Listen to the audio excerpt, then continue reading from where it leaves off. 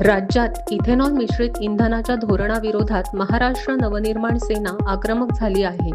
या पार्श्वभूमीवर आज ठाण्यात मनसेच्या कार्यकर्त्यांनी जोरदार आंदोलन करत शासनाच्या धोरणाचा निषेध नोंदवला।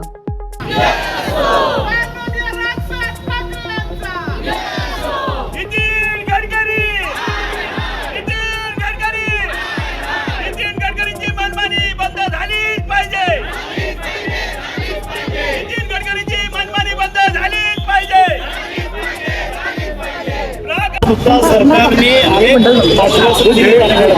वॉटर टुडे नावाचं एक चॅनल आहे, त्यांनी एक बातमी दिलेली। ती बातमी जर तुम्ही बघितली की 10,000 litre water for 1 litre come on so अशा अनेक गोष्टी आहेत। इथेनॉल हा देशावर लादला जात आहे। पहिली गोष्ट तर इथेनॉल आल्यामुळे अनेक गाड्यांचं इंजिन बदलावं लागलं, त्याचा खर्च देखील ग्राहकांवर पडला।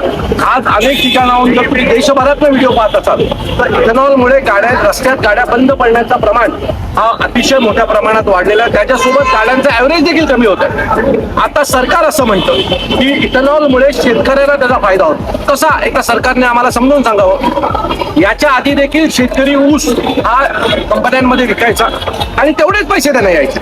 आता शेतकऱ्यांच्या जीवावर कंपनी मालक एकतर साखरेमधनं पण पैसे कमवतो आणि दुसरं गोष्ट त्याचा जो चौथा आहे इथेनॉलसाठी विकून त्यातूनही पैसे कमवतो। याचा शेतकऱ्यांना कुठलाही फायदा होत नाही।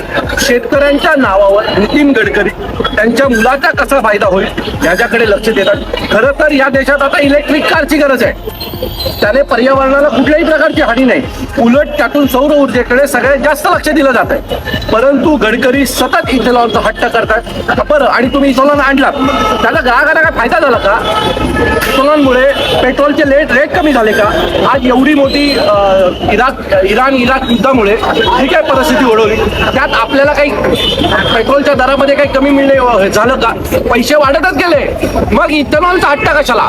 इथेनॉलमध्ये पाणी मिक्स झालं तर त्याचं पाणी होतं, बरोबर आहे? म्हणजे याचा अर्थ तोही ग्राहकांना नुकसान आहे। अशा विविध प्रकारे ग्राहकांना या सगळ्याचं नुकसानच होतं आणि फक्त गडकरींच्या कंपनीला आणि सरकारला याचा फायदा होतोय। मला असं वाटतंय की इथेनॉल हा गाड्यांसाठी हानिकारक आहे। इथेनॉलमुळे लोकांचं नुकसान होत आहे आणि आज अनेक लोक म्हणजे आम्ही रस्त्याने चालतानाही अनेक लोक आम्हाला सांगत असतात की इथेनॉलवर काहीतरी बोला।